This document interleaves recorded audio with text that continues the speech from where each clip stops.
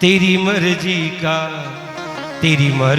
का मैं हूँ गुलाम, मेरे अलबेले राम। तेरी मर्जी का मैं हूँ गुलाम, मेरे अलबेले राम। तेरी मर्जी का मैं हूँ गुलाम, मेरे अलबेले राम। ओ तेरे अलबेले राम।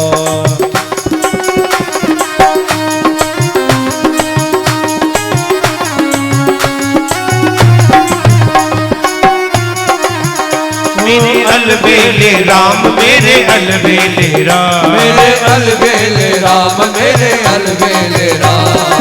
अलबेले राम, मेरे अलबेले राम। ओ अलबेले राम, मेरे अलबेले राम। तेरी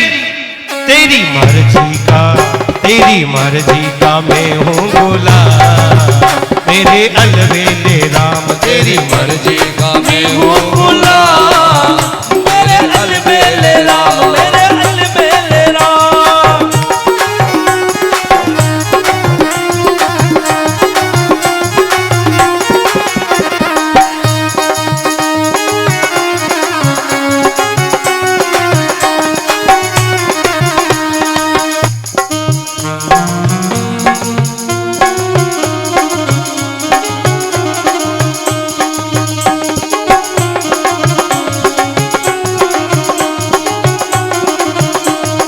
अलबेले राम, मेरे अलबेले राम। अलबेले राम, मेरे मतवाले राम। अलबेले राम, मेरे मतवाले राम।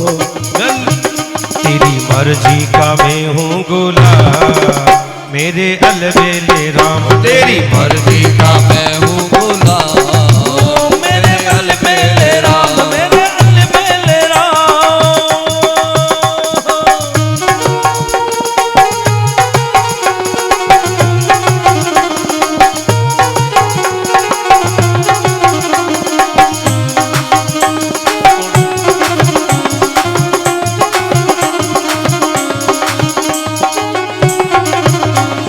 जो भी कराल हूँ मैं तुम पर न्योछावर, जो भी कराल मैं हूँ तुम पर न्योछावर। जो भी कराल हूँ मैं तुम पर न्योछावर। जो भी कराल मैं हूँ तुम पर न्योछावर।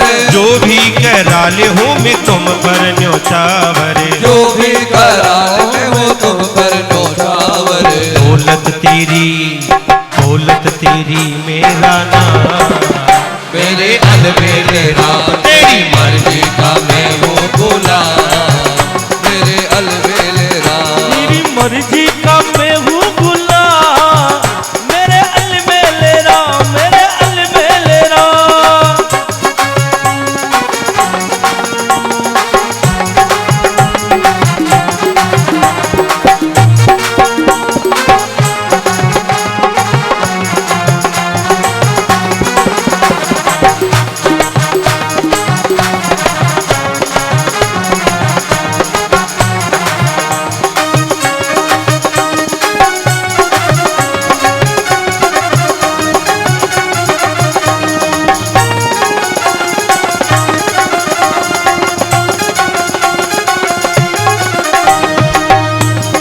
थक भी गया हूँ इस लंबे सफर में। थक भी गया हूँ इस लंबे सफर में। थक भी गया हूँ इस लंबे सफर में। थक भी गया हूँ इस लंबे सफर में। दे दो सजाया इनाम, मेरे अलबेले। तेरी मर्जी का मैं हूँ गुलाम, मेरे अलबेले राम, मेरे अलबेले राम।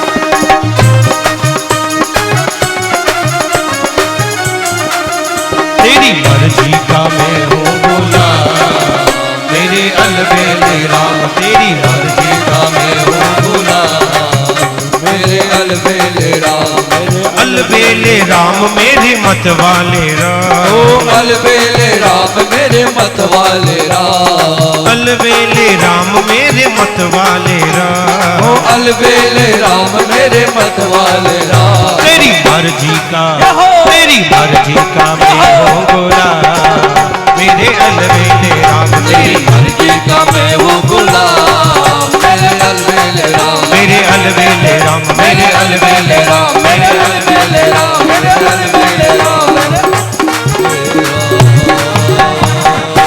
बोले राघवेंद्र सरकार की जय हो। महाराज, आप हम सभी भगवान श्री राघवेंद्र सरकार को प्रणाम करते हैं और आगे की तरफ बढ़ते हैं।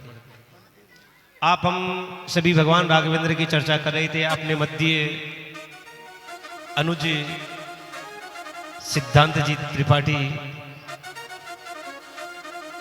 कनेक्शन कला से पधारे हैं। एक बार संपूर्ण श्रोता जोरदार करतल ध्वनि करके पंडित जी का हार्दिक अभिनंदन करेंगे, स्वागत करेंगे। इस व्यासपीठ से आपका बहुत बहुत साधुवाद, बहुत बहुत अभिनंदन। आप भागवत के बड़े सरस वक्ता और वेदज्ञ ब्राह्मण हैं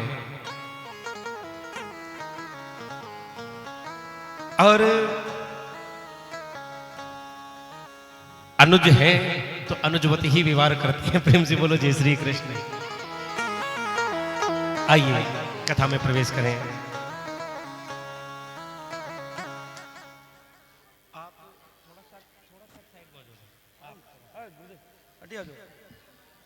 और महाराज, इक्ष्वाकु राजाओं के वंश के वर्णन और इसी के उपरांत महाराज निमि महाराज के वंश वर्णन की कथा भगवान सुखदेव ने राज ऋषि परीक्षित से कही। और राज ऋषि परीक्षित ने अब एक प्रश्न किया और कहते हैं राधे कि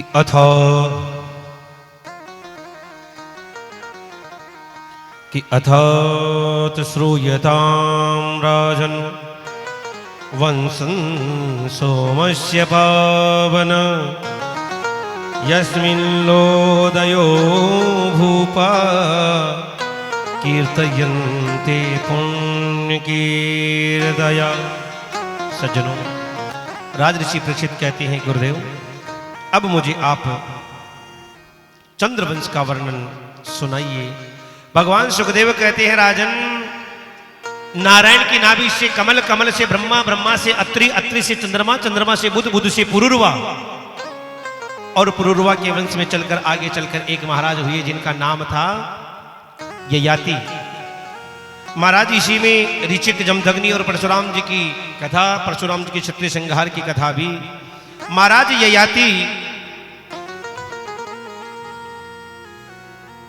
कि दो पत्नियां थी, एक ब्राह्मण कन्या और एक क्षत्रिय कन्या। ब्राह्मण कन्या शुक्राचार्य जी की पुत्री देवयानी और राक्षस राज वृषपर्वा की पुत्री शर्मिष्ठा। शर्मिष्ठा ने देवयानी का अपराध किया, इसलिए दासी बनकर जाना पड़ा साथ में। लेकिन महाराज ययाति ने दोनों को पत्नी रूप में स्वीकार किया। इनसे कई पुत्र हुए। पुरु, जिससे पुरुवंश चला, इसी के साथ महाराज दुष्यंत और भरत वंश का वर्णन, महाराज रंती देव की कथा, पांचाल, मगध और कौरव वंश, अनु, ऋदु, तुर्वसु और यदुवंश की वंश परंपरा भगवान सुखदेव ने राज ऋषि परीक्षित से कही। भगवान सुखदेव कहते हैं राजन, मथुरा के ही समीप एक राज्य है जहां के राजा है महाराज देवमीड। क्या नाम है? महाराज देवमीड। और देवमीड के पुत्र हैं शूरसेन,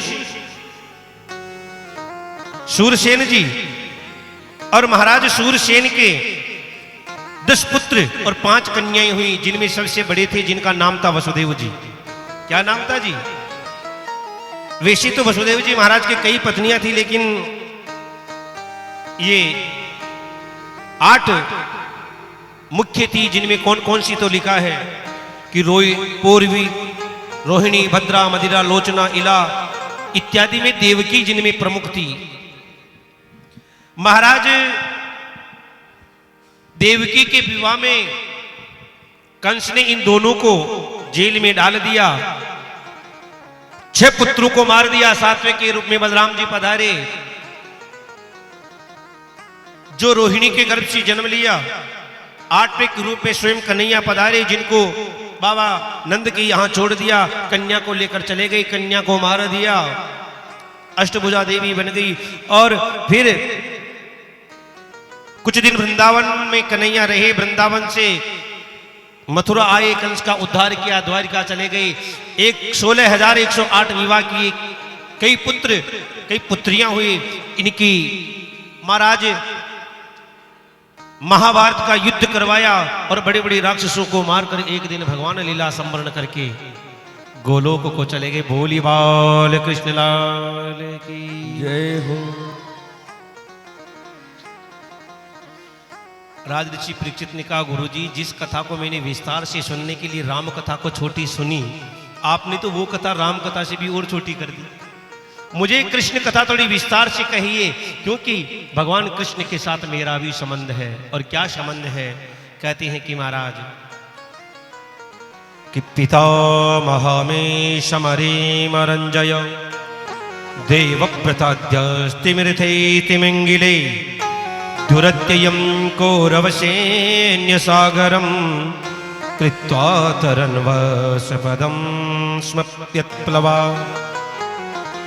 महाराज परीक्षित कहते, महाराज मेरे दादा पांडव, मेरे पितामह पांडवों ने भगवान श्री कृष्ण की कृपा के माध्यम से कौरव रूपी सेना के सागर को ऐसे पार कर लिया जैसे कोई गाय के बच्चे के खुर से कोई खड्डा बन जाए, गाय के बछड़े के खुर का कोई खड्डा। अब बताओ गाय का बछड़ा कितना बड़ा और उसका खुर कितना बड़ा और उसका खड्डा कितना बड़ा, उससे कोई पार कर जाए।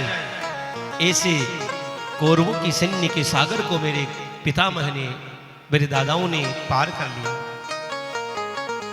अरे महाराज मैं उनकी क्या बात कहूं, मैं तो मेरी खुद की कहूं कि द्रोण्यस्त्रविष्टमिदं मृदंगम संतान बीजं कुरु पांडवानां जुगूप कुक्षिं गत आत्मचक्रो मातुस्समे शरणं गताया। महाराज परीक्षित कहते कि मैं मेरी खुद की कहूं कि मैं मेरी मां के गर्भ में 9 मास पूर्ण कर रहा था और उसी समय अश्वत्थामा ने ब्रह्मास्त्र चला दिया और भगवान ने, अब यह ध्यान से सुनना, अपन ने परसों की कथा में सुना था कि परीक्षित महाराज कहते हैं, भगवान सूत जी महाराज कहते हैं कि परीक्षित की रक्षा भगवान ने गदा से की। और यहां खुद देखने वाला परीक्षित खुद कह रहा है, क्या कह रहा है? जुगोप कुक्षिम गुप्त आप्त चक्रो, भगवान ने अपने सुदर्शन से मेरी रक्षा की। अब बताओ झूठ कौन बोल रहा है? सूत जी कहते हैं कि इस गदा से रक्षा की और खुद देख रहा है, वो कह रहा है कि चक्र से रक्षा की। दोनों सच बोल रहे हैं। भगवान श्री कृष्ण ने इस महाराज परीक्षित को बचाने के लिए इस नन्हे से शिशु के सामने अपनी गदा ही इतनी तेज घुमाई, इतनी तेज घुमाई कि इस परीक्षित को महाराज भगवान की गदा ही सुदर्शन नजर आई। प्रेम से बोलो, थोड़ा जोर से बोलो ने, एक बार और जोर से बोलो ने। इधर वाले बोल रहे लेकिन उधर वालों की तो आवाज ही नहीं आ रही। अरे इधर वाले भी बोलो, था भरे थे मौन नहीं है ना, तो जोर से बोलो ना जी। जो नहीं बोलेगा, हाँ हाँ सुनो सुनो, जो नहीं बोलेगा उसको उसके पड़ोसी की सौगंध है। पड़ोसी ने बोला तो खूनी लगा क्यों मारो, तो ध्यान रख। सभी को जोर से बोला जय श्री कृष्ण।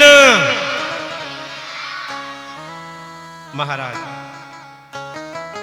राजऋषि परीक्षित कहते, प्रभु आपने कहा कि बलराम जी रोहिणी के भी पुत्र हैं और देवकी के भी बेटे हैं। बताओ एक बालक बिना मरे 2 माताओं के गर्भ से कैसे जन्म ले सकता है? दूसरी बात, भगवान के जन्म की कथा मुझे विस्तार से कहिए।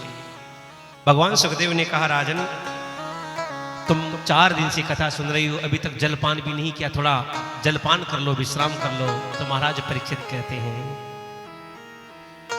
कि प्रभु अब दुनिया की कोई वस्तु खाने का मन नहीं करता। जब आपके श्रीमुख से मैं अमृत पी रहा हूं कि पिबंतं त्वान्मुखां भोजम अच्युतम हरिकथामृतम। महाराज परीक्षित कहते प्रभु मैं जब आपके मुख से अमृत का पान कर रहा हूं तो फिर ये दुनिया की चाशनी खाकर मेरा मुंह चिपचिपा क्यों करो? प्रेम से बोलो। तो आइए अब चलते हैं कृष्ण कथा में। चले? हाँ, इतना लेट तो चलता है। महाराज मथुरा के राजा हैं जिनका नाम है उग्रसेन।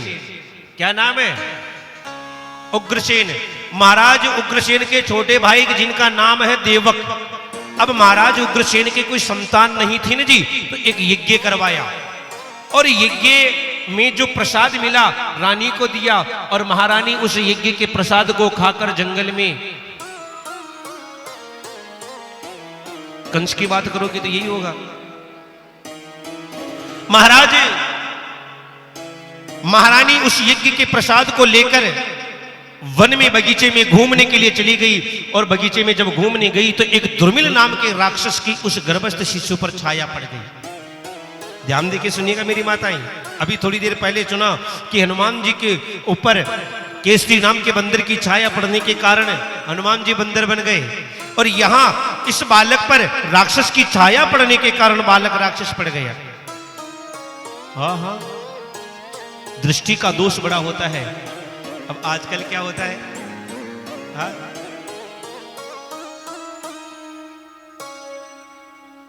आजकल क्या होता है, हमारी माताएं क्या करती है कि महाराज अपने घरों में बढ़िया पोस्टर लगाती है ना।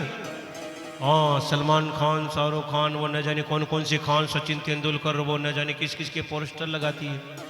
अब महाराज गर्भ धारण किया, रोज उनको देखती है और फिर बाद में कहती है क्या महाराज माँ को छोरो का पापा ने क्यों ही बोले। अब बताओ जाएगा कैसे महाराज? वो सलमान खान, शाहरुख खान को देखेगा तो वही बनेगा ना जी। प्रेम से बोलो। जो माँ चाहती है कि मेरा बेटा अपने पति पर ही जाए तो उन माताओं को क्या करना चाहिए कि रजस्वला होने के दिन से लेकर जब तक बालक का जन्म हो तो कम से कम सुबह उठते ही अपने पति के दर्शन करें और शाम को सोते समय भी पति के दर्शन करें। फिर देखो कि वो आपका बालक आपके पति पर जाता है कि नहीं जाता है। अब फालतू की फोटो भी देखोगे तो उन्हें भी जाएगा। प्रेम से बोलो। और महाराज इस बालक का जन्म हुआ, ब्राह्मणों ने कह दिया कि ये राक्षस होगा, तो महाराज उग्रसेन ने लता पत्र में लपेट के यमुना में बहा दिया। इधर आगे बहता बहता जा रहा था, शूरसेन जी यमुना जी में स्नान कर रहे थे, ये बालक मिल गया, निकाल कर घर ले आए। अपने बालक वसुदेव और इस बालक कंस का दोनों का संस्कार साथ हुए, पाल पोष के बड़ा किया। तो नारद जी ने कहा भैया तू उग्रसेन, वो शूरसेन का बेटा नहीं, तू उग्रसेन का बेटा है। कंस चला गया जंगल में, तपस्या की भगवान शंकर की और बड़े बड़े राक्षसों को इकट्ठा करके फौज बनाकर आ गया और मथुरा पर चढ़ाई कर दी। और मथुरा में आकर महाराज चढ़ाई करके अपने पिताजी को जेल में डाल दिया और खुद राजा बन के बैठ गया।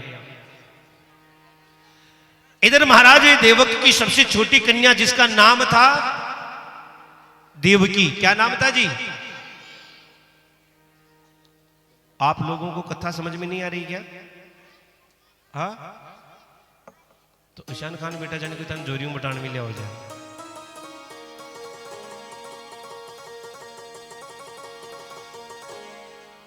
नहीं बैठे तो आपकी मर्जी से ही हो ना, वरना ऐसा नहीं हो तो अपने तो क्या 5 मिनट में जन्म करवा देते हैं, 5-10 मिनट तो जन्म में लगेंगे ना।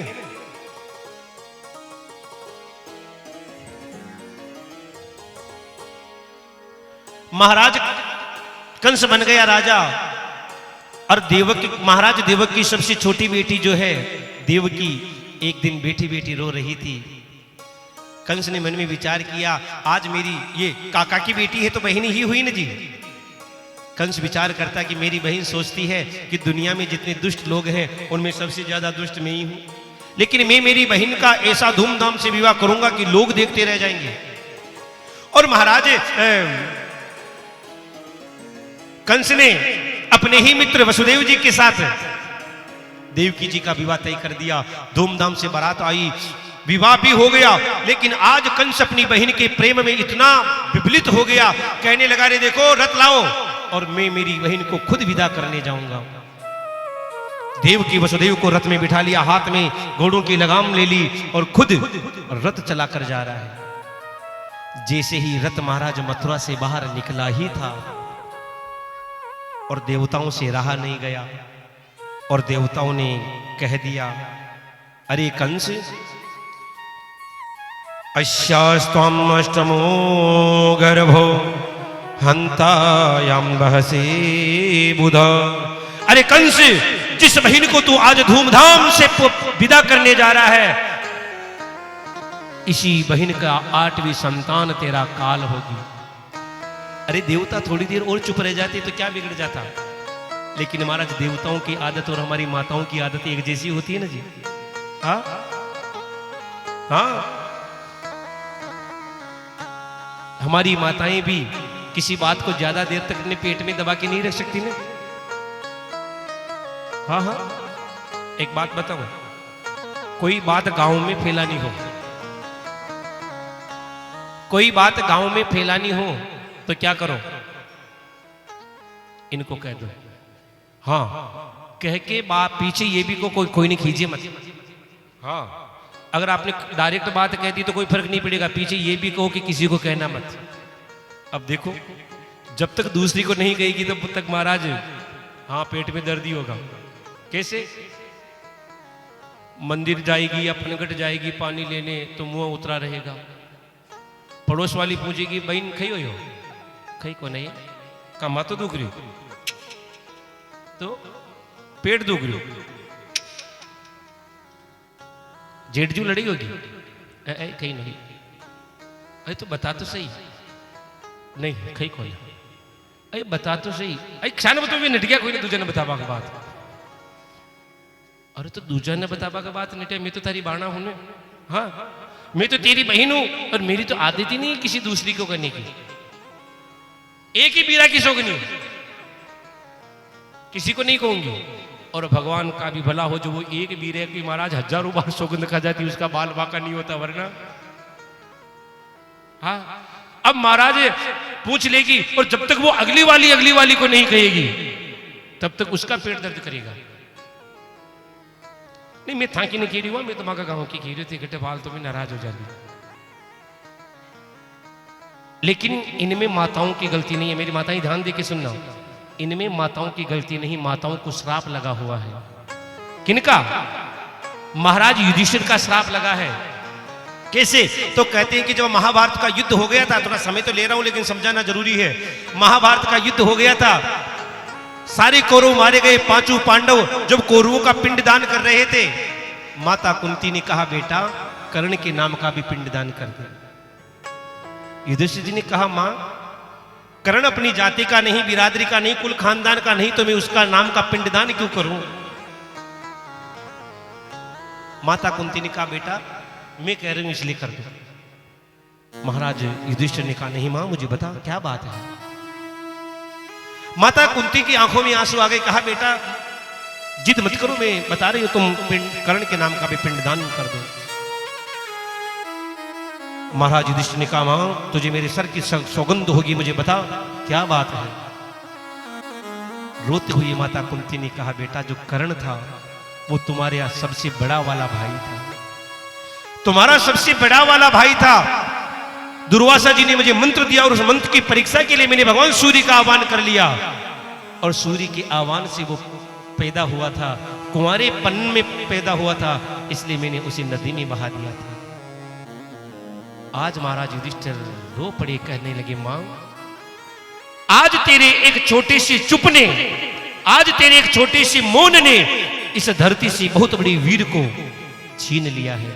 अगर मां ये बात पहले तो बता दी होती तो हम महाभारत का युद्ध ही नहीं लड़ते, हम हमारे बड़े भाई को मरने नहीं देते। मां मैं आज श्राप देता हूं कि आज के बाद कितनी भी गोपनीय से गोपनीय, गुप्त से गुप्त बात ही क्यों ना हो, लेकिन कोई भी मां, कोई भी माताएं बहनें अपने पेट में वो बात नहीं रख पाएगी। इसलिए माताओं को तो श्राप लगा है, लेकिन देवताओं को तो श्राप नहीं था ना जी। लेकिन देवता भी बोल पड़े, कहा रे कंस, जिस बहन को तू विदा करने जा रहा है इसकी 8वीं संतान तेरा काल हो। कंस को क्रोध आ गया, देवकी के केश पकड़ लिया, हाथ में तलवार लेकर मारना चाहा। वसुदेव जी ने समझाया, रे क्या कर रहे हो, अभी तुम्हारी बहन की हाथों की मेहंदी भी नहीं सूखी है, और वैसे भी मृत्यु जन्मताम वीर देहीन सहवादते, मृत्यु जन्मताम वीर देहीन सहजायते, अद्य वाप्ते सताम तेरवा मृत्युर्वे परिणाम ध्रुव। भैया मौत तो शाश्वत सत्य है, आज आई चाहे 100 साल बाद, मौत तो शरीर के साथ ही जन्म ले लेती है, मौत बाद में नहीं आती है। जब जन्म शरीर का होता है ना, मौत इसी के साथ जन्म ले लेती है। आज आओ चाहे 100 साल बाद, मौत आनी ही आनी है। लेकिन कंस देवकी को मारना चाहता था। वसुदेव जी ने कहा, अच्छी बात है भैया, देवकी से तो डर नहीं, उनके बालकों से डर है। एक काम करो, देवकी की जो बालक है मैं तुझे दे दूंगा। कंस ने देवकी वसुदेव को जेल में बंद कर दिया। पहला बालक हुआ जिसका नाम रखा कीर्तिमान। क्या नाम रखा? कीर्तिमान। और कीर्तिमान का जैसे ही जन्म हुआ, महाराज ये वसुदेव जी कंस के पास लेकर गए। कंस ने कह दिया कि इससे मुझे डर नहीं है, ले जाओ, इसे ले जाओ, 8वें से डर है, इसको काय को मारो। नारद जी ने देखा रे कि पापी के पाप का घड़ा नहीं भरेगा तो मरेगा कैसे। नारद जी ने आकर समझाया, भैया ये माला है 8 फूलों की, बता इसमें 8वां कौन सा, पहला कौन सा है। अब यहां से गिने तो ये पहला और ये 8वां, और यहां से गिने तो ये पहला और ये 8वां। चारों तरफ घुमा के बता दिया, देख ये पहला, ये 8वां, ये पहला। देवताओं का पता नहीं है, पहले को 8वें में भेज दे, 8वें को पहले में भेज दे। इसलिए महाराज कंस ने देवकी की 6 पुत्रों को मार दिया। 7वें पुत्र के रूप में स्वयं शेष बलराम जी पधार रहे हैं कि सप्तमो वैष्णवो धामम यमनंतम प्रचक्षते, गर्भो बभूव देवक्या हर्ष शोक विवर्धन। 7वें के रूप में शेष जी पधारे और योग माया को आदेश दिया कि जाओ देवकी के गर्भ से खींचकर रोहिणी जी के गर्भ में रख दो। और महाराज इधर कहा कि तुम जाकर यशोदा के गर्भ से जन्म लेना। और अब 8वें के रूप में स्वयं साक्षात ब्रह्म परमात्मा माता देवकी के गर्भ में पधारे हैं। और जैसे ही भगवान पधारे, यहां देवता भगवान की स्तुति करने के लिए आ गए। आइए आप हम सभी भी स्तुति कर ले और सीधा जन्म करते हैं। हाँ जी, अब स्तुति करने के लिए क्या गाएंगे आप हम सभी? स्वागतम कृष्णा, सुस्वागतम कृष्णा। क्या गाओगे? हाँ हाँ, गड़बड़ मत करना। हमारे उधर शाहपुरा के पास एक गांव है शंभुपुरा, उसी में अधिकतर आपके समाज के लोग हैं।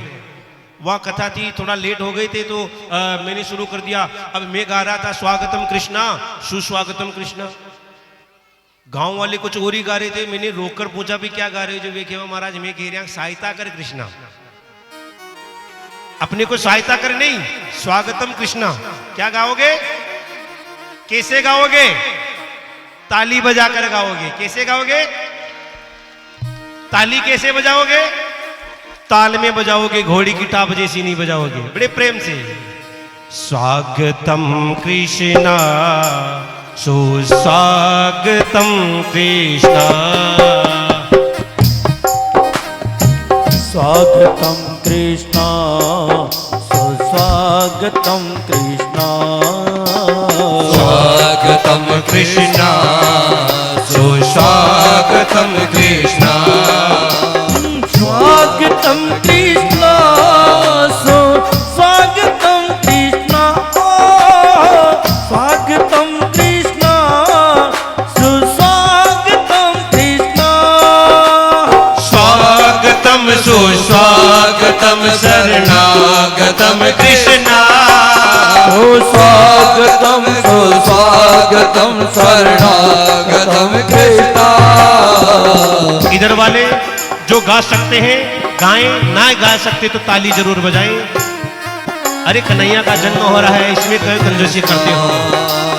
स्वागतम कृष्णा, सुस्वागतम कृष्णा, स्वागतम कृष्णा, सुस्वागतम कृष्णा, स्वागतम कृष्णा, सुस्वागतम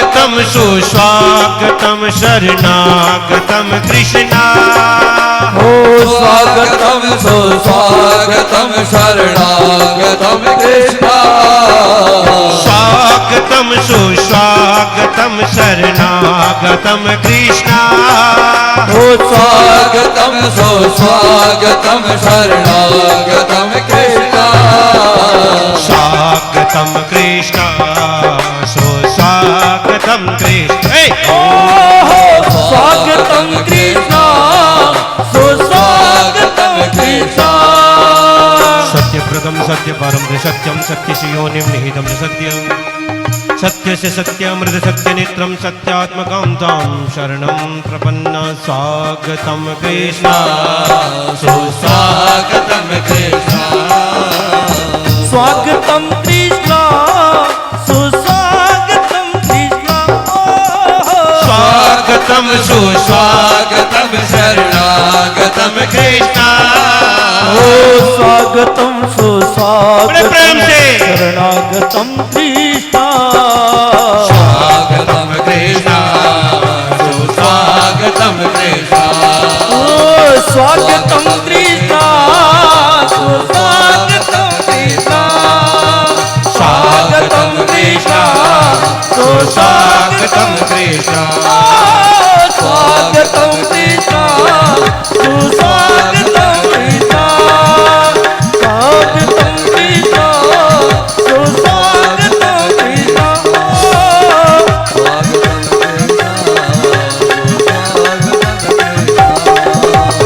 स्वागतम सुस्वागतम शरणागतम कृष्णा स्वागतम सुस्वागतम शरणागतम कृष्णा